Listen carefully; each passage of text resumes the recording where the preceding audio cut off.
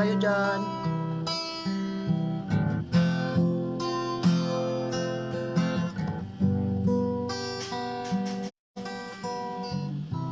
Wala kayong mga trabaho ngayon?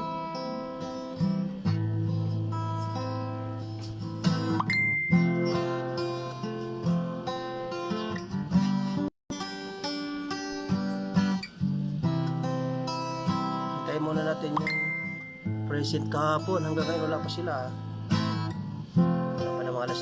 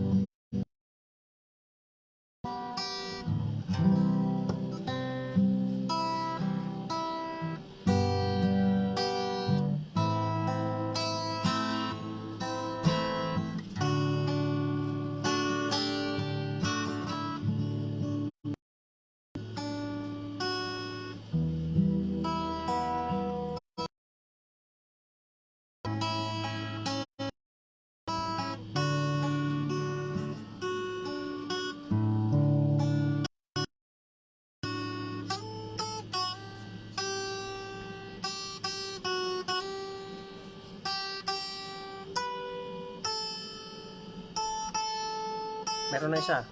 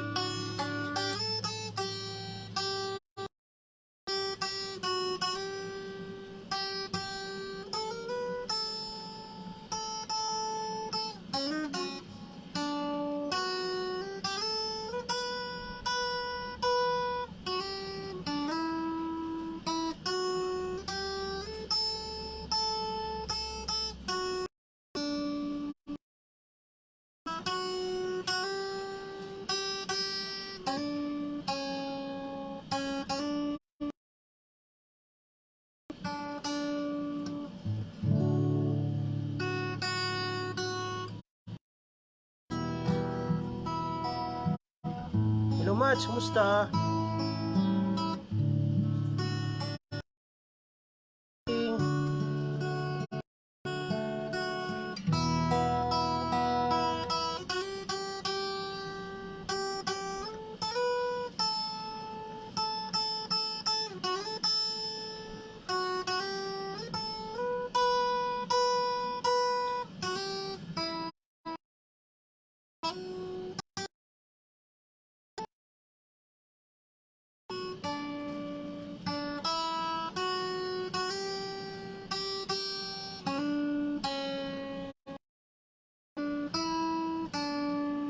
Amen, malapit na po tayo mag-umpisa.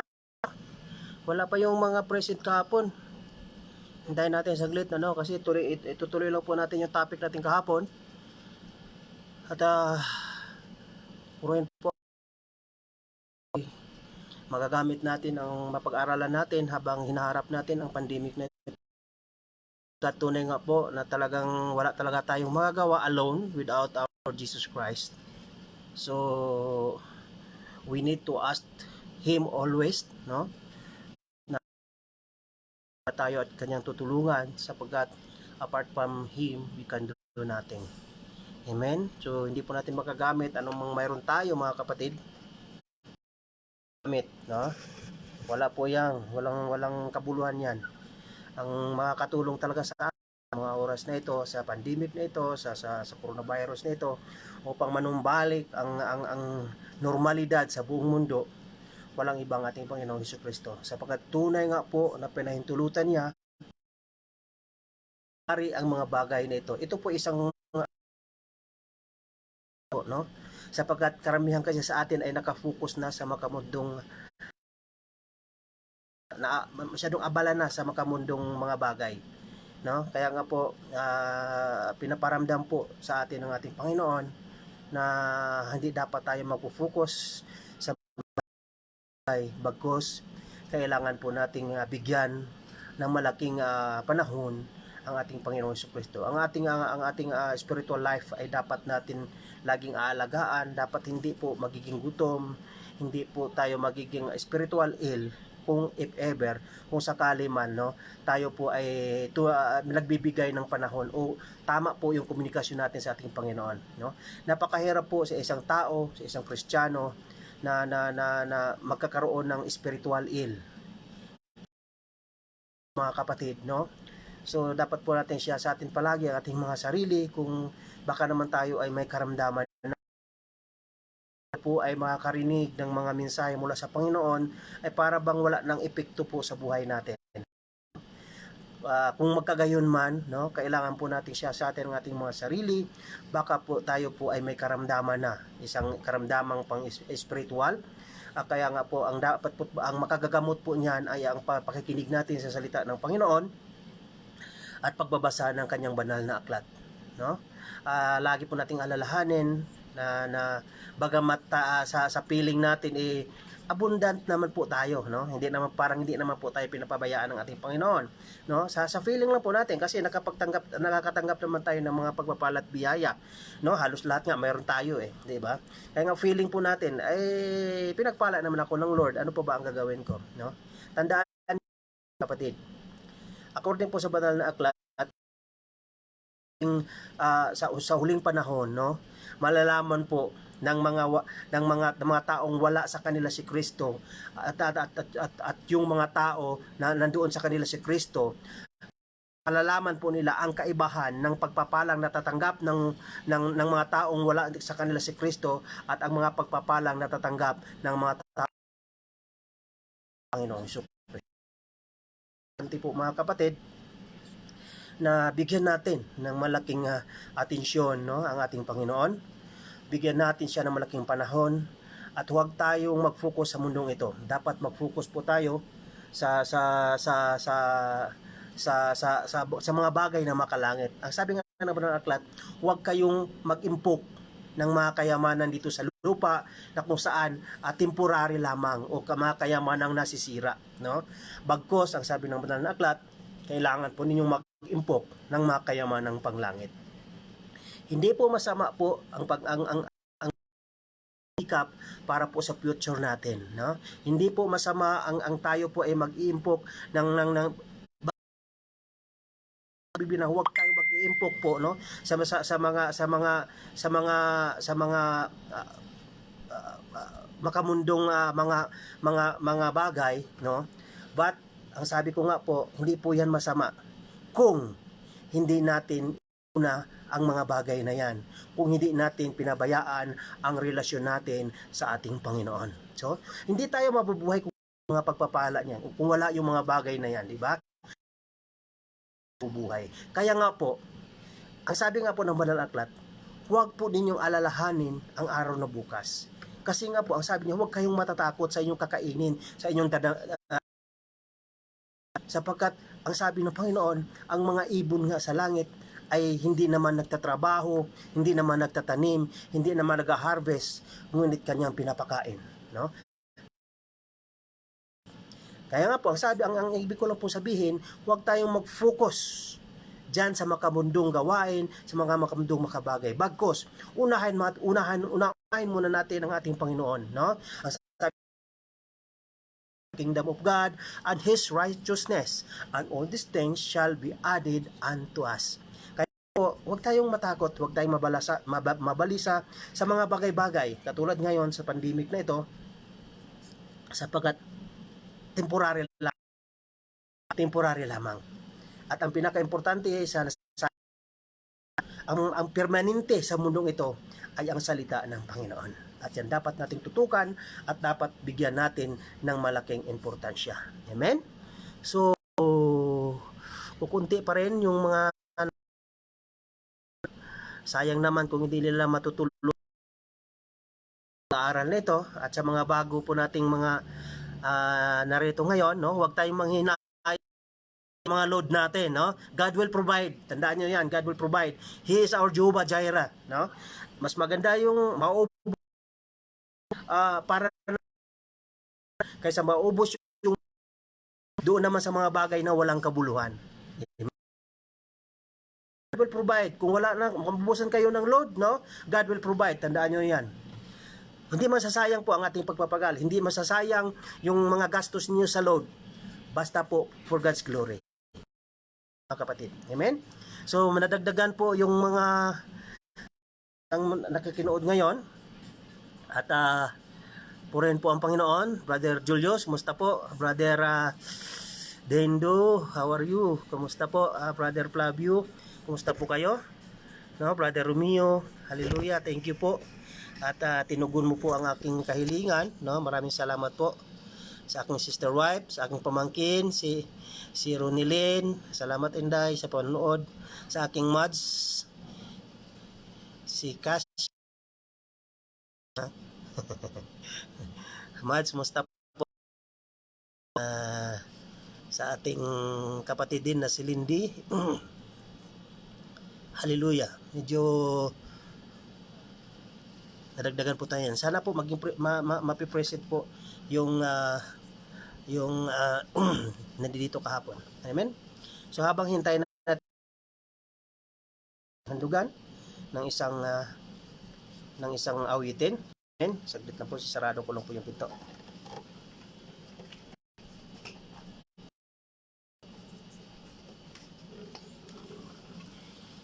Amen po. Nais ko po kayong handugan ng isang po tayo mag-umpisa at ituloy natin yung pinag-aralan natin kahapon, ano?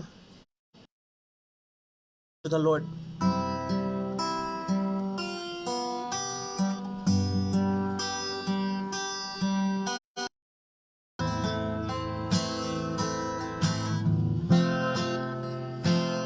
Awit po tayo kasama mga kapatid. Sabay-sabay po tayo.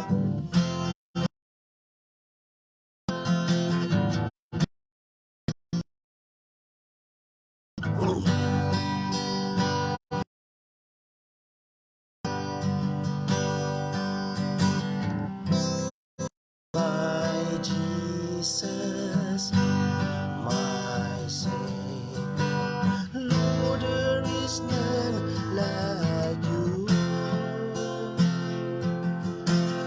All of my days, I want to praise the wonders of your mighty love.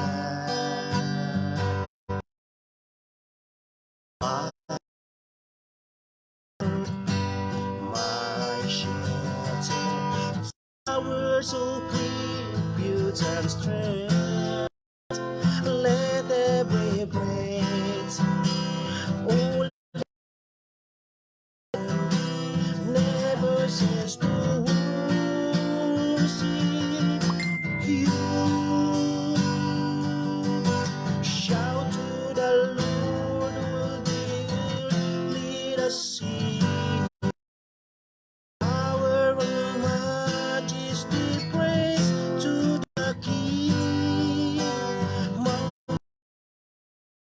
And the seas will roar at the sound of your name. I sing for of your hand. Forever I love you, forever I stand. Nothing compared to the promise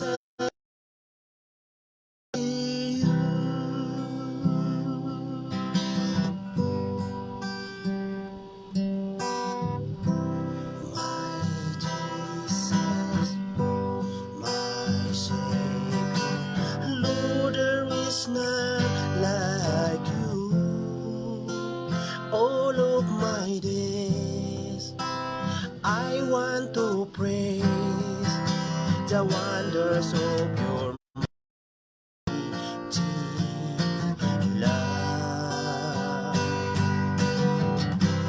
My Lord, my shelter, tower of refuge and strength, and let there be rain, all that I am, I never cease to worship you.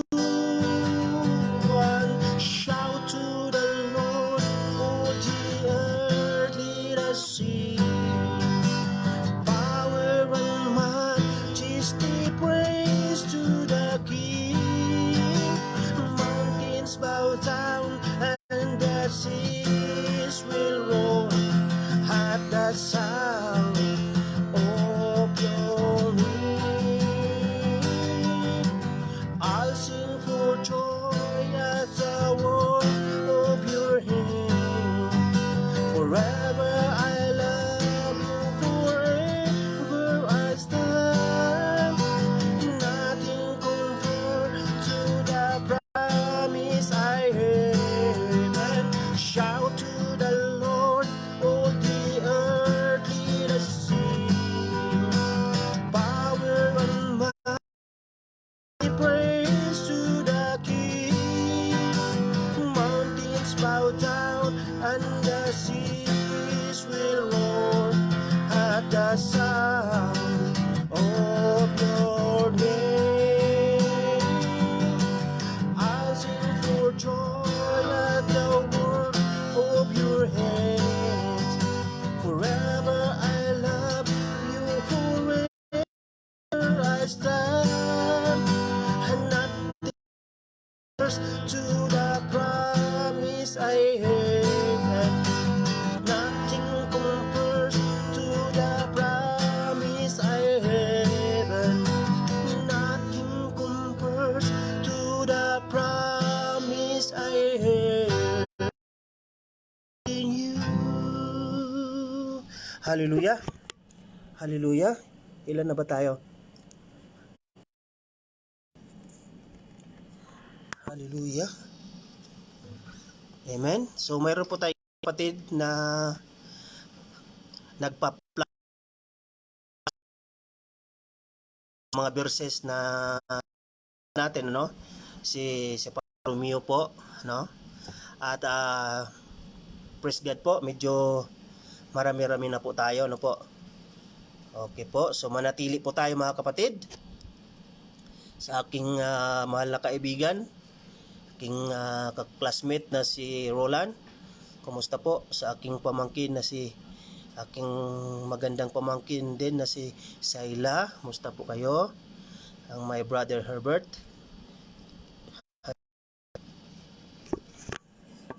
Kumusta po kayong lahat ngayon? Okay po. Brother Eric. Hallelujah. Salamat po sa patuloy po na pakinood. At mag-umpisa na po tayo sapagkat sa 2 hours after po, magkakaroon din po ng isang yung ginagawa nating daily devotion po. So, babalikan po natin isang pagre-review lang po sa napag-aralan natin kahapon. Ang titulo po, no? Ang titulo po, sana po tayo po ay nagti-take note. Ano po? Ang titulo po kahapon na simulan nating pinag-aralan is the word, no? The word of God. Okay? So, ang natalakay na po natin, the importance of the word of God. Hallelujah. At pangalawa po, what is the Bible? At pangatlo po, other names of the Bible. And pang-apat po, ay the Bible written. Okay? So, nabanggit ko na rin po sa panglima, the composition of the Bible, which is the Old New Testament. And the Old Testament, composed in 39 books, in 27 books. Amen? So now, ituloy po natin yung pag-aaral natin, the authority of God's Word. Okay? Okay? Okay. Ito. The authority the authority of God's word. Okay? So, before po tayo mag-umpisa, tayo po manalangin muna. Yes, Father God in heaven, Jesus Christ, Lord. Once again, it's a blessed afternoon po. So much for the whole night sa aming pagtulog na kung saan kami po, Ama, ay physical at kalakasan spiritual. And in this moment, Father God, I will lift up unto you ang pag-aaral ng iyong banal na salita. That nawa o Diyos, kami po yung gabayan, hallelujah, ang bawat isa sa amin, sa lahat ng mga kapatid po na makikinig at gusto pong matuto sa iyong banal na salita. Open their spiritual hearts and spiritual minds, Father God. Give them also, Father God, the wisdom to understand your holy message, Father God. And most of all, Father God, hallelujah, ang iyong lingkod, Father God, hide me at your back, Father God, ang hindi po ang aking kahinaan, ang kanilang makikita, bagko sa inyong kapurihan lamang. Use my mouth, use my mind, Father God. Give me a triple portion of anointing, Father God, to deliver your holy message, kung ano man ang mapag-aralan namin sa Father God. Give me more wisdom, Father God. Hallelujah. Give me more revelation, Father God. At continually use me, Father God, sa mga gawain mo, Father God. Hallelujah. At patuloy ko sa inyo, hallelujah, ang Saudi Arabia na kung saan nag-umpisa po sa mga oras na ito ang lockdown, Father God. Alam ko po, Father God, na pinahintulutan mo rin po ang mga bagay nito upang magkaroon po kami ng malaking oras po sa inyo, Father God. At sisikapin po namin, O Diyos, na mapapurihan ka namin palagi sa bawat minuto ng aming mga buhay. Maging ang bansang Pilipinas, Father God, you know the situation in our nation, God, hallelujah, from the president down to government, Father God, give them a wisdom,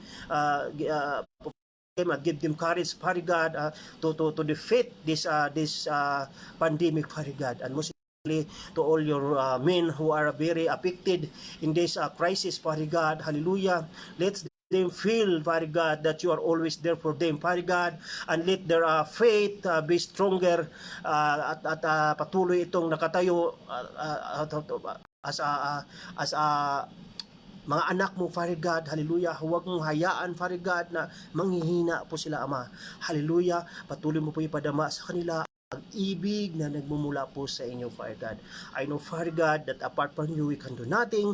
That's Father God, I will lift up unto you, Father God, hallelujah, ang aming bansang Pilipinas, Father God, nawa ito po ay makarecover na po sa crisis na ito, at ang pandemic na ito, you are allowing this Father God, in the whole world. And I know, Father God, na ikaw din po, O Diyos, ang may karapatan, ikaw din po, O Diyos, ang may kakayahan to stop this pandemic. I know that this pandemic, this crisis was temporary, Father God. That's why, Lord, hallelujah, kami po ay magpo-focus po sa inyo, hallelujah, sapagkat ikaw po ang Diyos na pinagmulan ng lahat ng bagay sa mundong ito. Ikaw po ang Diyos na nagkikreate sa lahat ng mga bagay sa mundong ito. Ikaw po ang aming Diyos, ang aming Creator, Father God. Ikaw po ang may control sa lahat ng bagay sa mundong ito, Father God, hallelujah. That's why, Lord, hallelujah, sa inyo po kami kakapit, sa inyo po kami umaasa, Father God, maging sa aking buong pamilya sa bansang Pilipinas, sa aking sister wife, sa aking dalawang mga anak, sa aking mga magulang, mga kapatid, mga pamangkin na nagtatrabaho sa iba't ibang lugar sa bansang Pilipinas at nagtatrabaho sa ibang lugar sa ibang bansa din po also, Father God. Comfort them always, Father God, hallelujah. Guide them always, Father God, hallelujah. Give them strength, Father God, hallelujah. At covered always their physical body with the holy blood, that there is no illnesses can penetrate, there is no coronavirus can penetrate in their physical body, in Jesus name, in Jesus name. At patuloy ko po tinatalian ang kahikausan ng pananalapi, kahikausan ng pangangailangang pinansyal, at patuloy kong pinapakawalan ang mga saganang pagpapala na nagmumula lamang po sa inyo. Maging ang mga pamilya ng aking mga kapatid na narito sa bansang Saudi Arabia, maging sa kanilang pamilya sa bansang Pilipinas, Lord, ganun din po ang aking kahilingan na ang proteksyon nagmumula po sa inyo ay patuloy at patuloy mo po i-provide sa kanila ang lahat nilang pangangailangan. For we know, Father God, that you are our Jehovah Jireh, our great provider. You are our Jehovah Rapha, our great healer. Thank you, Lord. And once again, Father God, this moment, Father God, at patuloy ko pong kiniklaim na kami po ay magtatagumpay, at ang matutunan namin sa mga oras ito po ay magagamit namin na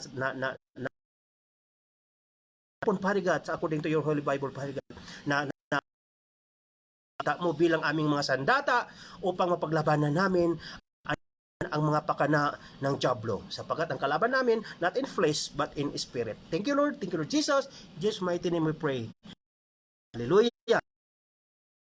Oh, to my brother-in-law, Juni, and of course, kasama niya si ang kanyang sister wife. Kumusta po kayo dyan? Thank you very much for watching. And also to my brother, Reggie. How are you, Brad? At salamat sa aking mahal na anak, si Ate Jai. Salamat sa panood, sa pakinood. Hallelujah, no?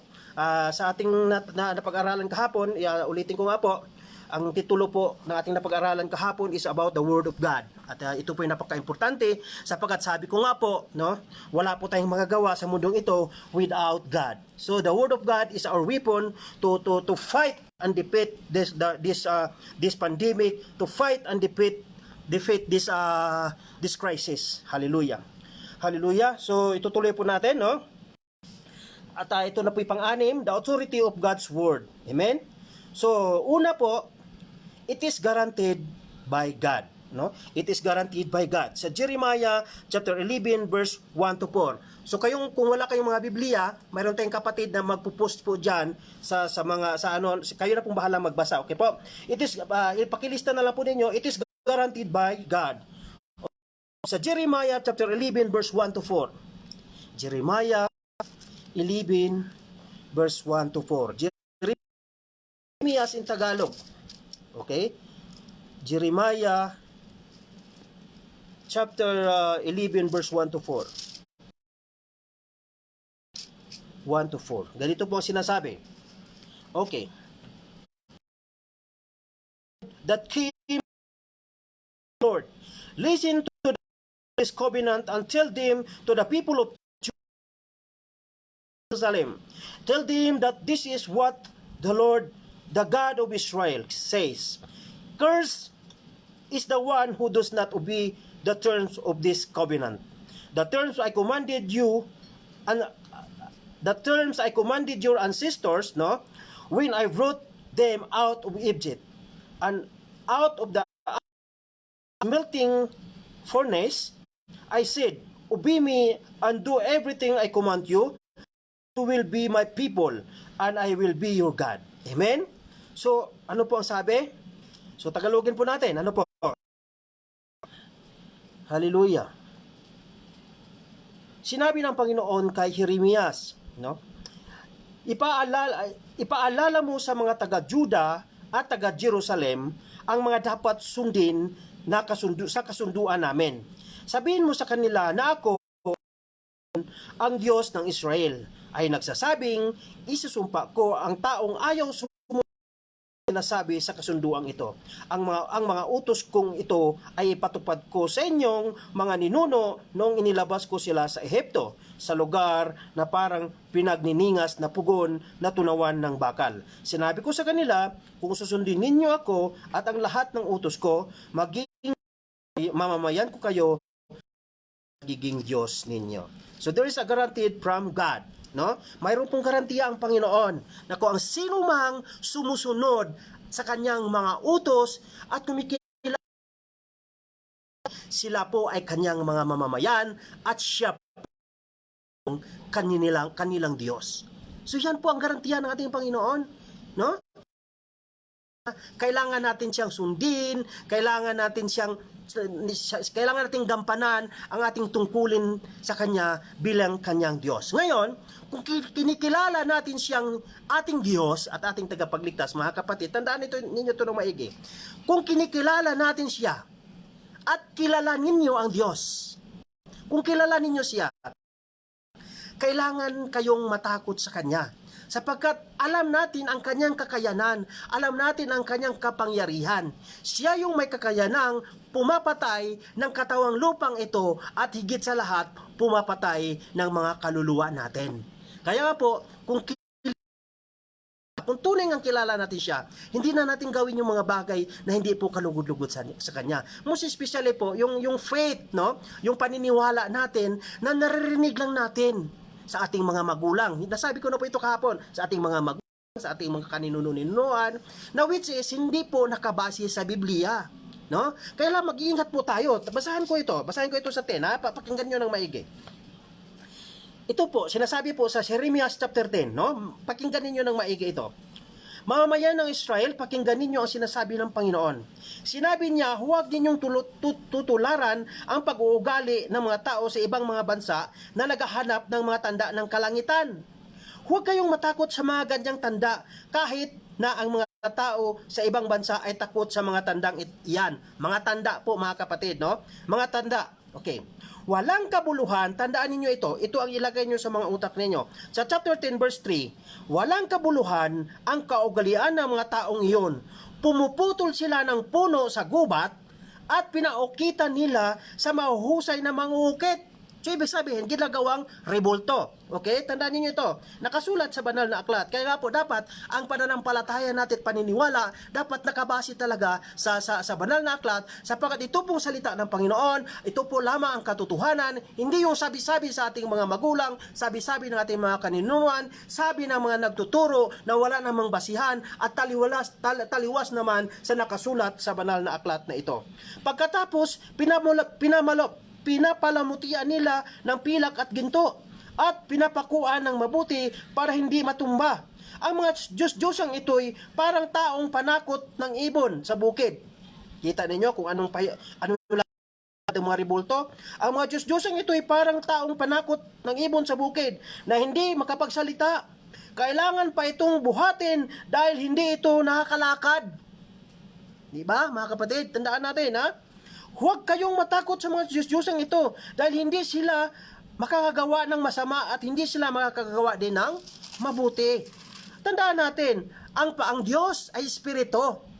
Ang Diyos ay Espiritu, kaya dapat sambahin siya sa Espiritu at katotohanan.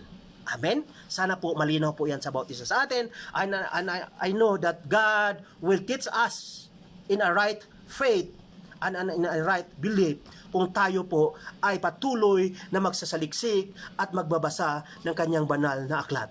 Tandaan ninyo ang sinasabi sa Joshua 1:8, no? Sinasabi ko na po ito kahapon. Ang sabi po sa Joshua 1:8 na huwag ninyong ilalayo ang banal na aklat na ito sa iyong bibig.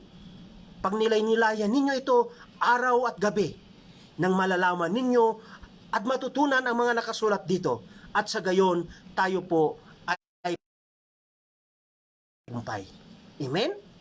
So, apart from God, we can do nothing. Hindi. Bakit ako nakapag-abroad? O bakit ako may ganitong kalaking income? Bakit ako may ganitong kalaking mga sweldo? Tandaan niyo ito. Ableng ko pa na Panginoon. Tandaan niyo yan, mga kapatid. Sapagkat siya po ang may kontrol ng lahat. At tandaan niyo, ang buhay natin sa mundong ito ay timang. Kaya nga po, kailangan ninyong makinig. Hindi po ito nanggagaling sa akin. Ito po ay nanggagaling sa banal na aklat. Ito po ay nanggagaling sa banal na aklat na dapat nating paniwalaan kumpara sa mga katuruan na tinuturo po sa ating mga ninuno na wala naman tamang basihan kung saan nanggagaling ang mga bagay na yan. Ngayon, kung kayo'y naniniwala na ito po ay salita ng Panginoon, ang banal na aklat na ito, kung kayo naniniwala na ito po ay salita ng Panginoon, subukan po ninyong siyasatin, no? Basahin ninyo ang buong Biblia kung mayroon ba kayong pangalan ng mga santong sinasamba natin. Subukan ninyo. Bukod lang sa santong mga apostol ng ating Panginoon at sa mga santong mga anghel. Bagamat may makikita natin tayo sa Biblia na nakasulat pangalan, ngunit sila mismo, mababasa mo rin sa Biblia na ang sabi nga ng Apostol Pablo, hindi patluhuran, ni hindi siya dapat sambahin sapagkat siya man ay nagsusumikap na makamtan ang buhay na walang hanggan. Yan po ang katotohanan. Maging si San Miguel Arcangel, mabasa natin sa Biblia yan, nung siya po ay nagpakita ng mga tao noon. Siya nagpatira pa sa kanya ang mga tao. Ngunit ano sabi niya? Huwag ninyo akong luhuran, sapagkat ako man ay alipin ng Panginoon. Siya lamang ay utusan daw ng Panginoon. Ngayon, Sino po ba ang dapat ating sambahin? Walang isa. There is only one God.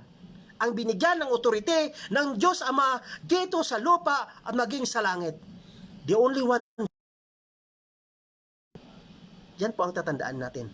Siya ang nagligtas sa atin from the eternal damnation. Sa paanong kaparaanan? Sa pagkapako sa Kanya sa cross ng Kalbaryo. Sa Kanyang kamatayan, dilala niya lahat ng ating mga kasalanan. Kaya nga po ang sabi niya, maliligtas po ang lahat na sumasampalataya sa Kanya. Ephesians 2:8. Basahin ko muna itong Ephesians 2:8. Ito po sa New Testament, mga kapatid. Pakinggan natin na mabuti. Hallelujah. Mayroon po tayong laya. Mayroon kayong kalayaan. Ngayon, kung pipiliin ninyo ang kapamakan, wala po akong magagawa. No? Pero kung pipiliin ninyo ang buhay na walang hanggan, glory to God. Sapagkat ngayon pa lang, kung tatanggapin ninyo ang ating Panginoong Jesucristo bilang inyong Diyos at yung tagapagligtas, at hindi na po tayo maniniwala pa sa ibang mga pinaniwalaan ng ating mga kanininuan, tiyak na mapasa atin ang buhay na walang hanggan. Pakinggan ninyo ang Ephesians. Ephesians chapter 2 verse 8 to 9. Tandaan ninyo ito. Hallelujah. Okay. Ephesians chapter 2 verse.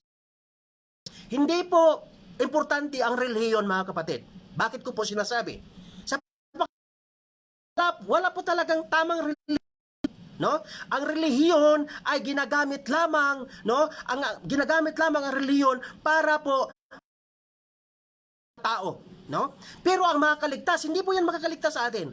Ang makakaligtas sa atin, walang iba, ang ating pananampalataya sa ating Panginoon Kanya bilang ating Diyos at ating tagapagligtas.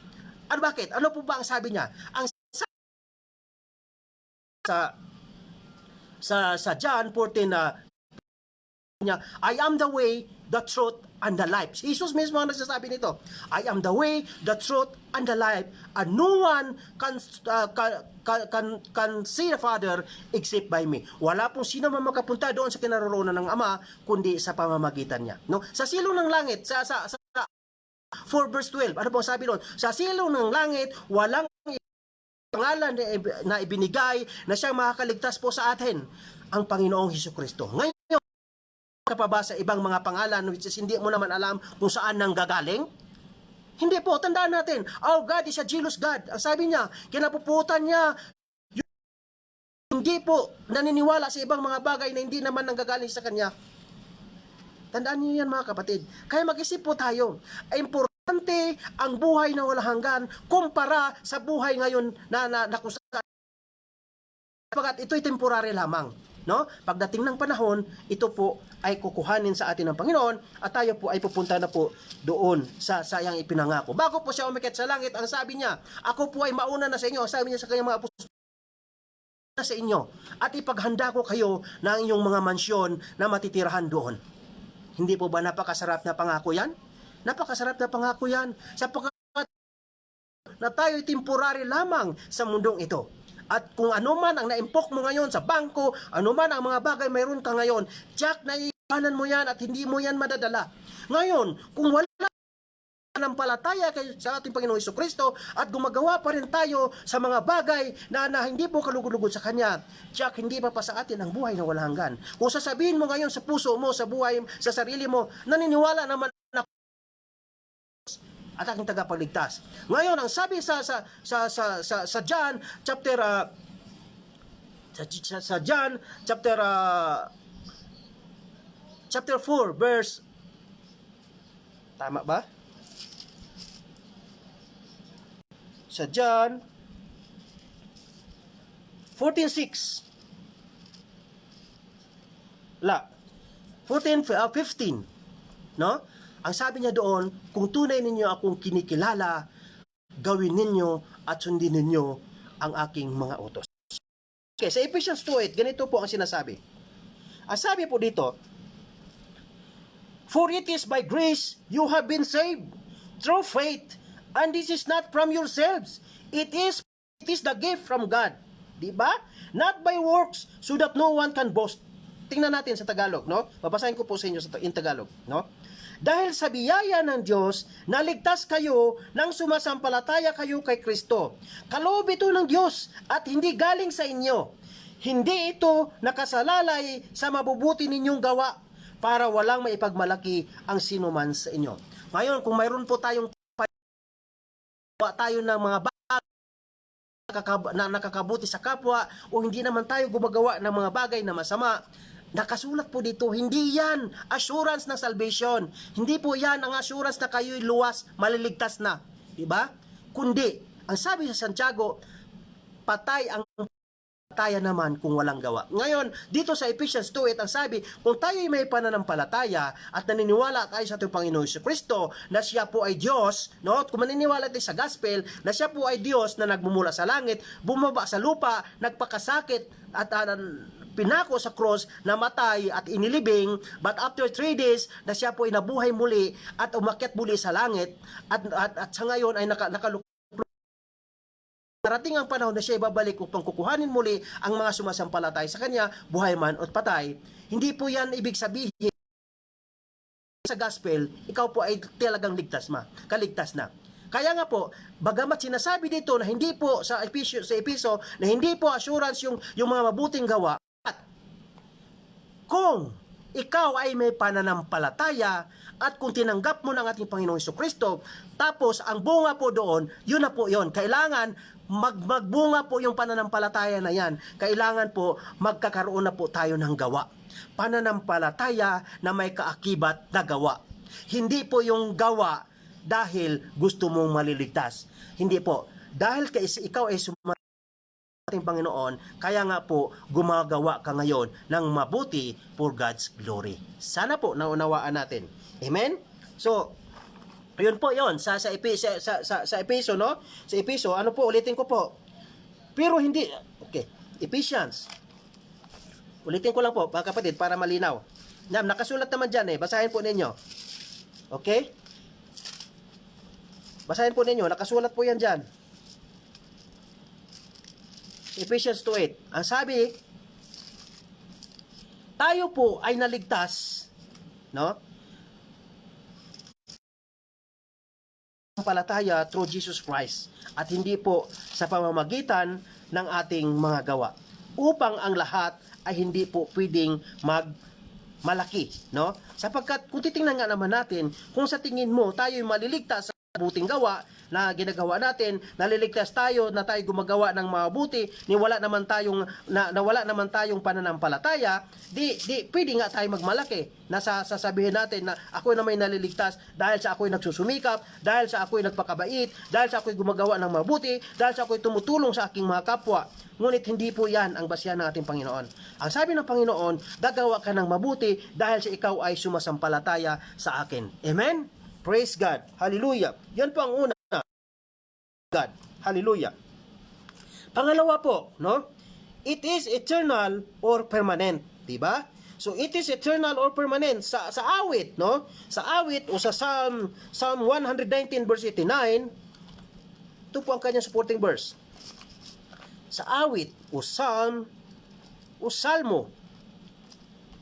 Okay? Psalm 11. Okay. Psalm 119 verse 89. Psalm 119 verse 89.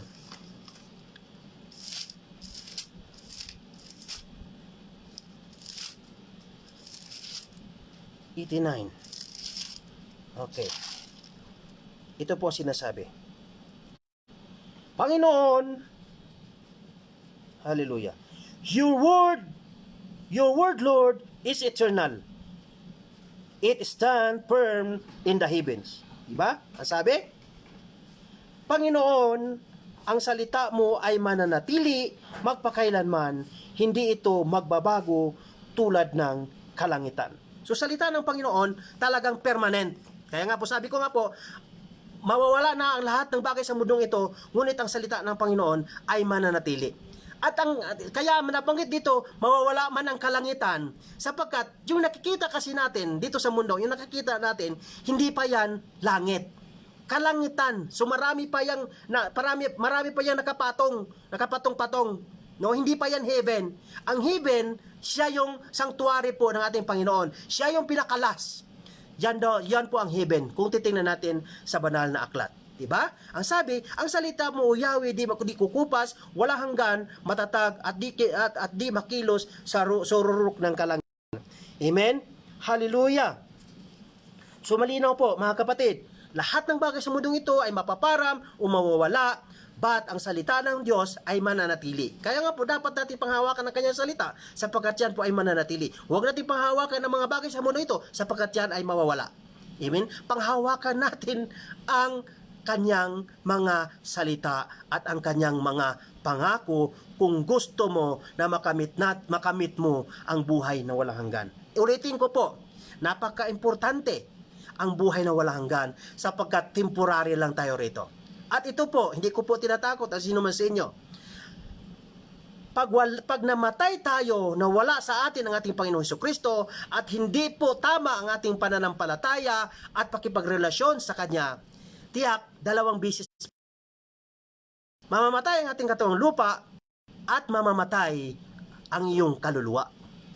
But, kung mamamatay tayo na kasama natin ang mga salita ng Panginoon, kasama natin ating Panginoon Jesucristo, then, 1 beses lang po tayo mamamatay. Ang katawang lupa lamang ito, ngunit magkaroon tayo ng buhay na walang hanggan. Tandaan niyo yan. At hindi po masarap, no? Kung hindi tayo sigurado sa ating future life o sa spiritual natin na buhay. Hindi po. Pag hindi ka sigurado, matatakot ka. Mamaya, babasahin ko po sa inyo yung istorya sa Biblia na kung saan nagsasabi at nagpapakita kung ano po ang kahinatnan ng isang tao na namatay na wala sa kanya ang ating Panginoon Jesucristo. Kaya bilisan natin, okay? Okay. So, kung marami pa kayong load o kung anong tawag dyan, stay put kayo, no? Stay put kayo. Okay, pangalawa na po 'yon. It is eternal or permanent. Pangatlo po, it is creative, no? Sa awit 33:6. Psalm 33:6. Psalm 33:6. Okay, ganito mo sinasabi. By the word of the Lord, the heavens were made, their starry host by the breath of His mouth. Diba? Kung gaano ka-creative ang salita ng Panginoon, diba? Gaano ka-creative ang salita. Sa pamamagitan ng ang langit ay nalikha at sa kanyang hininga nagmula ang araw, buwan at mga bituin. Creative ang salita ng ating Panginoon. So tapos na po yung number 6, the authority of God's word, no? At ang sundan na po natin the word of God compared to. So ang salita ng Panginoon ay kinukumpara sa ano? Okay. Yeah. Una po, the word of God compared to lamp, no? Siya po ay kinukumpara sa isang ilaw, no? Sa awit 119 ulit. Huwag nating lalayo diyan. Awit 119, Psalm 119. Okay. 119 verse 105. Okay, ganito po ang sinasabi. Your word is a lamp of my faith and the light on my path. Ulitin ko po. Your word is lamp of my feet and light of my path. Amen? Ang salita nyo ay katulad ng ilaw na nagbibigay liwanag ng aking dadaanan. Amen? Hallelujah! So, ang salita ng Panginoon ay inahintulad ng ilaw. So, without the word of God sa buhay mo, paano ka lumalakad sa mundong ito? Paano?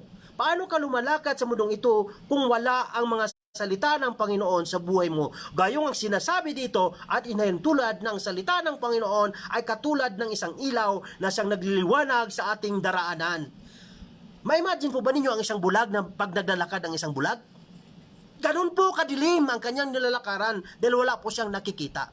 Ngayon, na-imagine po ba ninyo na maglalakad kayo na burn out at wala kayong makikitang ilaw? Gaano kahirap? Napakahirap maglakad ng madilim. Napakahirap. Matitisod ka, mababangga ka, at talagang napakahirap. Even doon, nasa loob ka ng bahay. Kung walang ilaw, walang liwanag, gaano kahirap? Napakahirap, di po ba? Kaya nga po, ang salita ng Panginoon ay tulad ng ilaw. Kaya kailangan natin ng kanyang salita sa buhay natin. mga kapatid, kailangan natin ang kanyang mga salita sa buhay natin upang bigyang liwanag ang ating daraanan, upang hindi po tayo matitisod, hindi po tayo mapapahamak, sapagkat kung walang ilaw, patuloy tayo naglalakad, hindi po natin malalaman na sa dulo pala ng ating nilalakaran, nandoon po ang kapamakan, na doon na po ang bangin na kung saan tayo mahuhulog. Amen? Kaya, we need His Word. We need His Holy Word. Brethren, makinig po tayo. Buksan natin ang ating puso't isipan. Buksan natin ang ating espiritual na kaunawaan. Huwag nating iisipin kung anong reliyon mayroon tayo, bagkus kailangan nating pakinggan ang salita ng Panginoon na nagmumula sa banal na aklat na ito, sapagkat ito lamang ang nag-iisang makakatulong at makagabay ng tama ng bawat isa sa atin, mga kapatid. Hallelujah! Hindi po ako ni sa panaginip, no? Ni sa panaginip, hindi ko po naiisip na ako po ay bigyan ng Panginoon ng authority na magsalita para sa Kanya. But ito po, ang plano natin ay hindi po yan mangyayari sa atin. Ang plano ng Diyos ang mangyayari sa buhay mo, sapagkat ang plano ng Diyos sa bawat isa sa atin ay perpekto. No? Ang plano ng Diyos ay perpekto. Kaya nga po, submit all your plan in your life. Submit all your will, no? Submit all your kung ano man ang mga pinapangarap mo sa buhay, isubmit, tatagumpay. Amen? Hallelujah. Hallelujah. Hallelujah. Patuloy po tayo. Ang salita ng Panginoon ay nahintulad po ng fire o ng ilaw, ng apoy, no? Sa Jeremiah chapter 23 verse 29, hallelujah, Jeremiah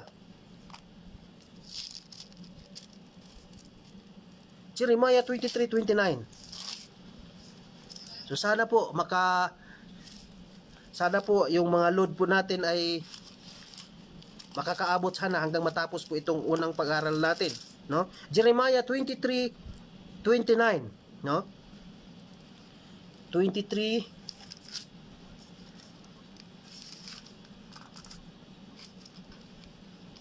Okay, ganito po sinasabi. 29. Okay. It is not my word like fire, declares the Lord, and like a hammer that breaks a rock in pieces. So, ang salita ng Panginoon ay tulad ng isang apoy at isang martelyo, no? So, ulitin ko po. Ang sabi dito, it is not my word like fire, declares the Lord, and like a hammer that breaks a rock in pieces. Diba? Ang sabi po sa Tagalog, hayaan nyo magsalita. Okay po. Sa 29 po, ganito po ang sinasabi. Makapangyarihan ang salita. Kaya ito ng apoy na makakasunog, na makakadurog ng bato. Ganon po kapuwersa ang salita. Ni kaya niyang durugin ang virus na ito, ang coronavirus na ito, kaya niyang durugin sa pamamagitan ng kanyang banal na salita. Amen. Hallelujah. Pang-apat po ay yung pangatlo po natin ay pangalawa po is fire, at pang-apat po is the word of God compared in a sword, no? Siya po ay kinumpara din po ng isang espada. Sa Ephesians chapter 6 verse 17, Ephesians chapter 6, na po maka ano po yung load ninyo, no? Chapter 6 verse 17. Meron na po ibang hindi nakikita. 17. Pero po, tandaan niyo ito, huwag kayong manghihinayang sa mga load ninyo, sapagkat may kabuluhan po at may pagpapalang darating sa inyo kung kayo po ay magpapatuloy sa pakinuod ng pagsasaliksik at pag-aaral kanyang banal na salita. Amen? Hallelujah. Sa Ephesians chapter 6 verse 17, ganito po ang sinasabi. Hallelujah. Take the helmet of salvation, okay? Take the helmet of salvation and the sword of the Spirit, which is the word of God. Hallelujah.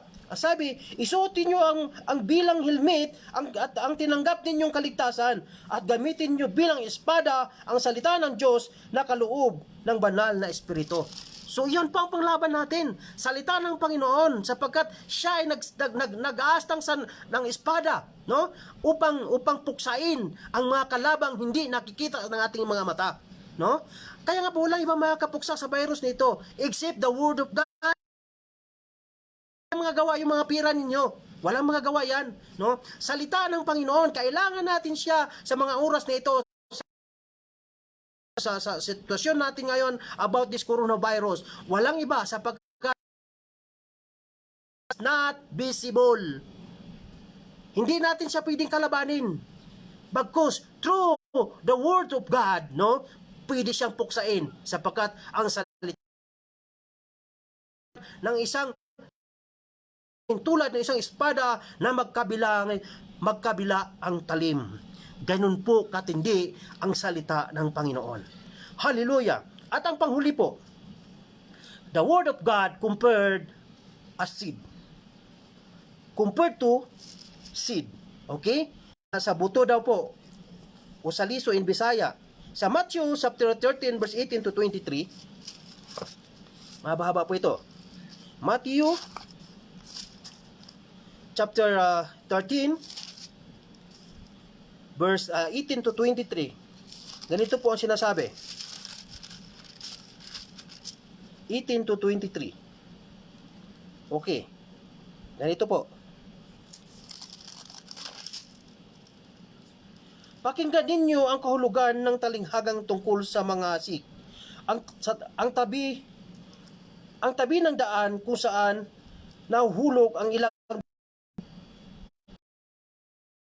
ay ang mga sahi tungkol sa pagkahari ng Diyos, pero hindi dumating si Satanas at inagaw ang salita sa kanilang mga puso.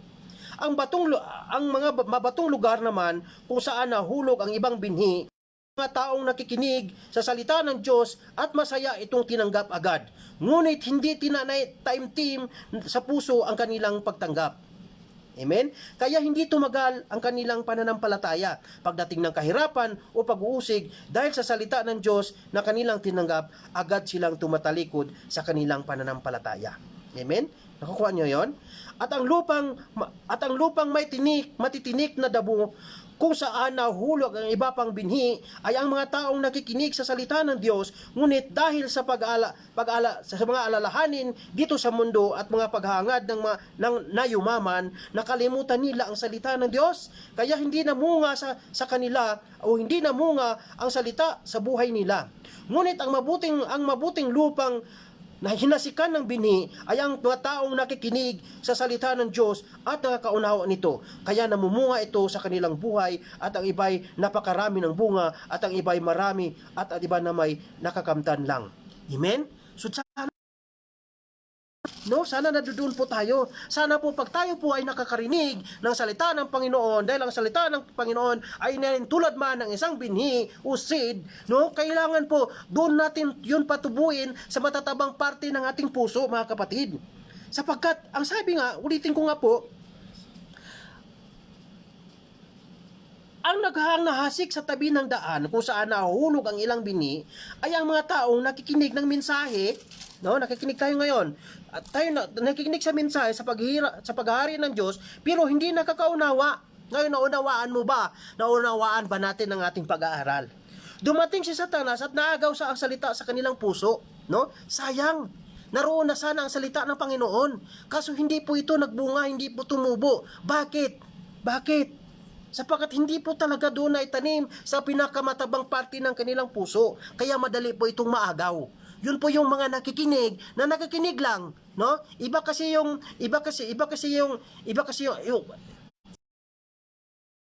nakikinig talaga, no?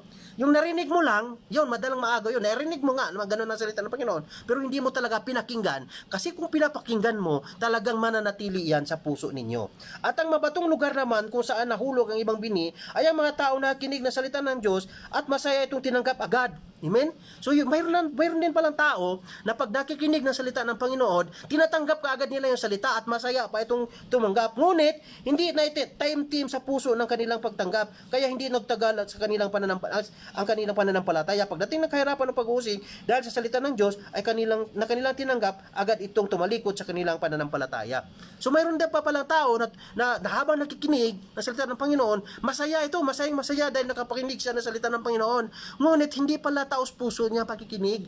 Hindi po yung talagang heartily yung kanyang pagtanggap sa salita ng Panginoon. At sa ganung tao naman, no, napakadali ding mawawala sa kanya ang mga pangako ng Panginoon. Darating lang ang kunting pagsubok, darating lang sa buhay niya ang kunting kapighatian sa buhay, agad-agad siyang sumuko, agad-agad ba na mawawala ang kanyang pananampalataya sa ating Diyos. Amen? At ang lupang matinik naman ang lupang may matitinik na damo kung saan nahuhulog ang iba pang binhi ay ang mga taong nakikinig ng salita ng Diyos, ngunit dahil sa mga alalahanin dito sa mundo ay sa paghahangad ng na yumaman, nakalimutan nila ang salita ng Diyos, kaya hindi namumunga ang salita ng Diyos sa buhay nila. Yun po yung nasasabi ko po, mga kapatid, no? Dahil nga po sa mga hangad natin sa buhay, dahil nga po sa mga pinapangarap natin sa buhay, bagamat alam na natin ang salita ng Panginoon, nakaligtaan at nakalimutan na po natin siya. Hindi natin naalala ang lahat ng bagay pala sa mundong ito ay nagmumula sa Kanya. Ngayon, kung uunahin natin siya, katulad nga po sinasabi ko sa Mateo 6:33, no? Kung uunahin natin siya, lahat na hinahangad mo, lahat na mga pinapangarap mo ay ipapagkakaloob sa inyo. Amen? Kailangan lang po nating unahin siya. At ito po ang pinakamaganda na dapat po nating gawin. No? Sana po ay maging ganito tayo. Ngunit ang mabuting lupang hinasikan ng binhi ay ang mga taong nakikinig sa salita ng Diyos at nakakaunawa nito.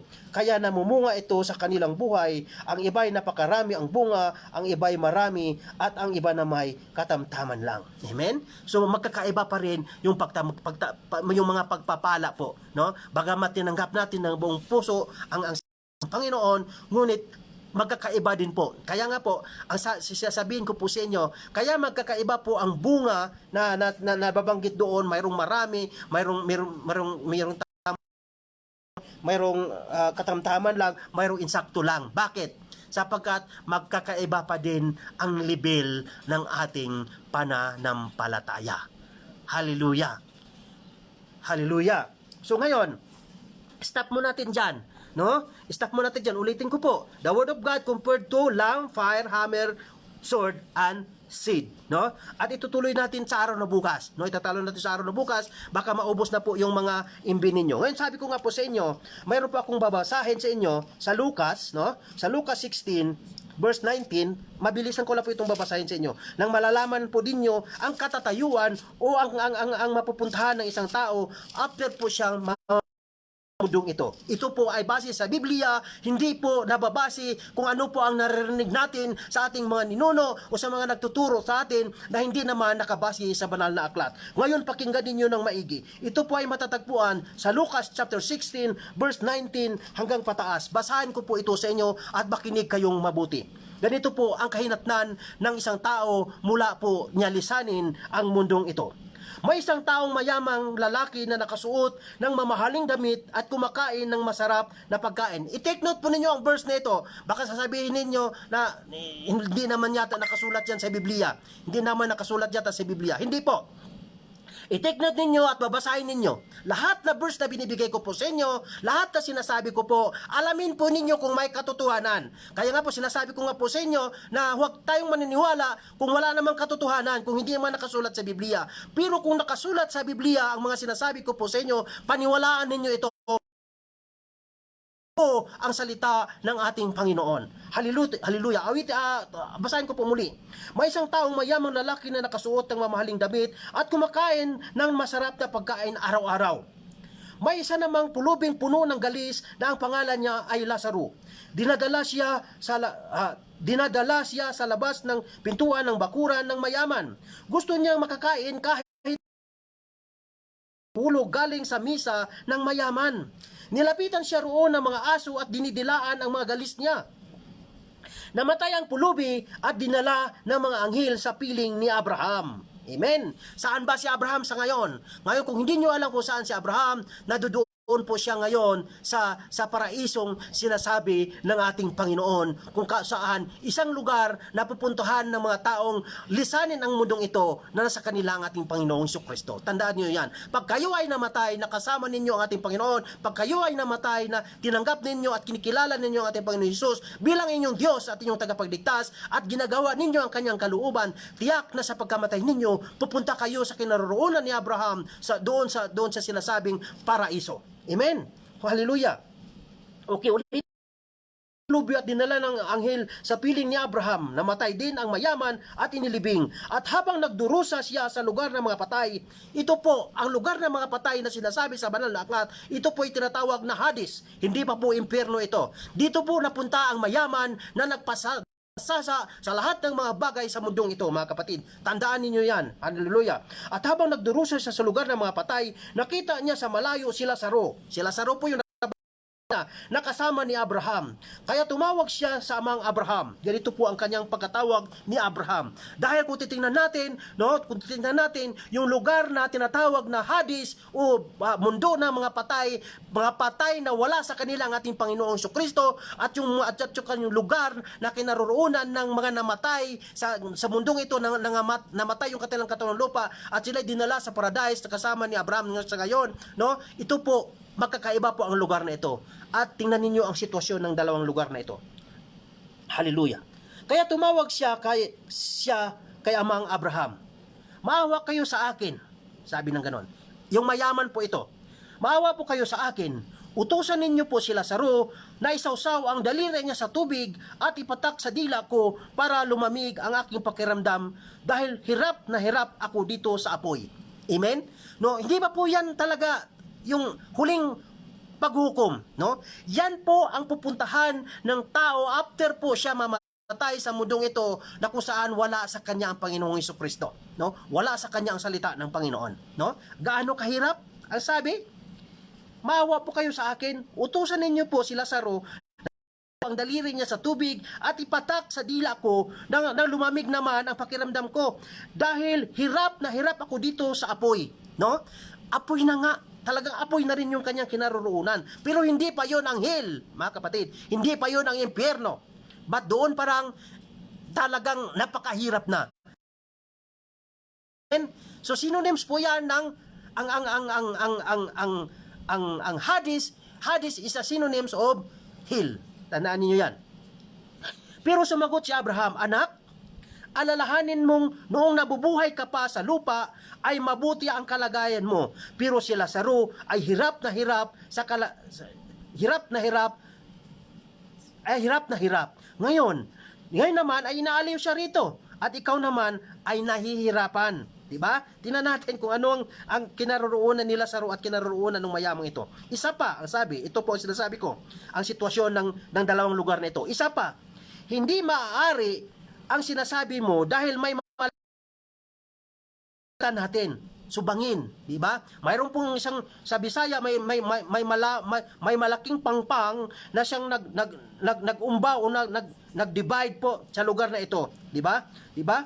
Ang mga nandito sa amin na gustong pumunta riyan ay hindi makakatawid. At ang mga nariyan naman sa inyo sinabi pa ng mayaman. Kung ganon, tingnan ninyo ang salita ng mayaman. Kung ganon, amang Abraham, nakikiusap ako sa inyo, papuntahin ninyo si Lazaro sa bahay ng aking ama. Patay po itong nagsasalita dito, mga kapatid. Patay po, no? Patay, hindi buhay. Tama? Patay po. Sinabi ng mayaman, kung ganon, amang Abraham, nakikiusap ako sa inyo, papuntahin ninyo si Lazaro sa bahay ng aking ama para bigyan ng babala ang 5 kong kapatid na lalaki tungkol sa lugar na ito. Ang paghihirap. Sa lugar na ito ng paghihirap. Nang hindi sila mapunta rito. Sumagot si Abraham, nasa kanila ang mga sinusulat ni Moses at ng mga propeta. Dapat nilang pakinggan ang mga iyon. Sumagot ang mayaman, hindi po sila makikinig doon, amang Abraham. Pero kung may patay na mabubuhay at pupunta sa kanila, magsisisi ang mga iyon. Pero sinabi ni Abraham, kung ikaw Kung ayaw nilang makinig sa mga sinulat ni Moses at ang mga propeta, hindi rin sila maniniwala kahit may patay na muling mabubuhay. Hallelujah! Hallelujah! Hallelujah, Jesus! So, klaro po mga kapatid, no? Klaro po na pag ang tao po ay mamamatay sa mundong ito, siya po ay mamamatay, hindi na po natin pwedeng ipagdasal yon. Hindi na po natin pwedeng ipapanalangin na sana siya ay maliligtas. Hindi po. Hindi po. Kasi kung basihan natin itong karakter dito sa Biblia na nakasulat, wala na pong pag-asa ang taong mamamatay kung wala sa kanya ang Panginoon. Judgment na lang talaga ang kanyang hinihintay. Isang parusa sa buhay na wala hanggan. Yun po yung second death na sinasabi ko po kanina pa. Amen? Kaya nga po, wala na pong kabuluhan yung mga natutunan natin, yung mga tinuturo sa atin na pag may namatay tayong kamag-anak, ipapanalangin po natin. Kung ibabase natin dito sa nakasulat sa banal na aklat, wala na pong kabuluhan yon. Bagkus kung titingnan natin, yun pa ang patay ang nakikiusap eh. No? Kaya nga po, habang buhay po tayo, yung pwede po natin panalangin ang isang taong masama na sana siya ay maging mabuti, no? Maging mabuti na po ang kanyang pag-uugali, maging mabuti na po ang kanyang kalooban. Yun po, effective po yun, totoo po yun, na pwede pa siyang baguhin at pwede pa siyang maliligtas. Pero kung yung patay na, ang sabi nga, ang tao mamamatay once and judgment na. Ngayon, kung ang tao ay namatay sa mundong ito na wala sa kanya si Kristo, 2 beses po siyang mamamatay. Yan po ang tatandaan ninyo. Ngunit kung sigurado ka na nasa sa iyo si Kristo at sinunod mo ang kanyang kalooban, then sigurado 1 beses ka lang mamamatay at ang kasunod doon ay ang buhay na walang hanggan.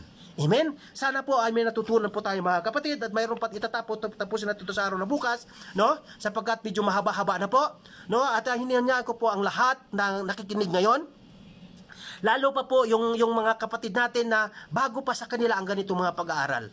Amen? Tandaan po ninyo, wala kayong magagawa upang kayo ay maliligtas. Si Jesus lamang ang daan para sa ating kaligtasan. Siya lamang. So ano pong gagawin natin? Kailangan po natin siyang tanggapin at kilalanin natin bilang ating Diyos. At hindi po sapat ang pagtanggap at pagkakilala sa Kanya bilang Diyos, bagkus kailangan po natin siyang sundin anuman at kailangan natin gawin anuman ang Kanyang kalooban. Amen? So sumunod po kayo sa aking panalangin at ariin po ninyong sarili ninyong panalangin ang aking mga bibitawang panalangin. Hallelujah. Sundin po ninyo ako. Father God in heaven, Jesus Christ Lord, sa mga oras na ito, kita po ninyo ang aking puso't isipan. Ikaw po ang nakikilala sa akin simula nung ako po ay silang sa mundong ito. Father God, hallelujah, ako po ay makasalanan. Ako po ay makasalanan, Father God, hallelujah, sapagkat according po sa sinasabi mo po sa Roma, chapter 3, na lahat po kami ay nagkakasala at wala pong nakaabot sa pamantayan ng Diyos. Kaya nga po Lord, sa mga oras na ito, taos puso po akong nagsisisi sa aking mga kasalanan. Patawarin mo po ako, Father God, sa mga kasalanan na aking nagagawa. At maraming salamat sa inyong pangako sa 1 John 1:9 na kung saan kung ipapahayag namin sa aming mga labi ang aming mga kasalanan, ikaw po ay isang tapat at banal na nagpapatawad. Kung kaya Lord, sa mga oras na ito, isinusuko ko po sa inyo ng buong buo ang aking sarili at pinagsisihan ko na po ang aking mga kasalanan at sisikapin ko po na ako po ay mailapit ko po ang aking sarili sa inyo sa mga oras na ito. Maraming salamat sa inyong banal na salita na siyang narinig ko sa mga oras na ito, na siyang nagpukaw sa aking damdamin. At sa mga oras na ito, Father God, bilang inyong pangako, sa mga oras na ito ay binababa ko po sa pinakamababa ang aking sarili at inanyayahan ko po ang iyong banal na espiritu na sumasa akin sa mga oras na ito. Sa mga oras na ito ay nais po kitang tanggapin, nais po kitang kilalanin bilang aking Diyos at aking tagapagligtas. Maraming salamat, Father God, sa iyong pangako, sapagkat ang sabi mo sa iyong banal na aklat, kung ikaw po ay aming kilalanin at tatanggapin bilang aming Diyos at aming tagapagligtas at gagawin namin ang iyong kalooban, mapasa amin ang buhay na walang hanggan. At hindi mo po hinahayaan na ako'y mapapahamak. At maraming salamat na sa mga oras na ito ay naisulat na sa aklat ng buhay. Maraming na pinagkaloob mo sa akin sa mga oras na ito, ikaw po ay aking susundin, ikaw po ay aking kilalanin habang ako po ay naririto sa mundong ito. Maraming salamat, in Jesus' mighty name, Amen. Maraming salamat po sa inyo, sa inyong pakinood, at ulitin ko po sa araw na bukas, sa the same time po, no? Itutuloy po natin ang pag-aaral na ito upang matapos na po natin at maunawaan natin ang kahulugan ng salita ng ating Panginoon. Maraming salamat. God bless po sa ating lahat, at pakaingatan nawa kayo ng ating Panginoon Jesucristo saan man kayo naroon, ano man ang inyong mga ginagawa, anong mga trabaho mayroon kayo, ang pag-iingat at proteksyon ng ating Panginoon ay sumasa inyong lahat sa ngalan ng Ama, ng Anak at ng Diyos Espiritu Santo. Amen. Hallelujah. Thank you, Lord.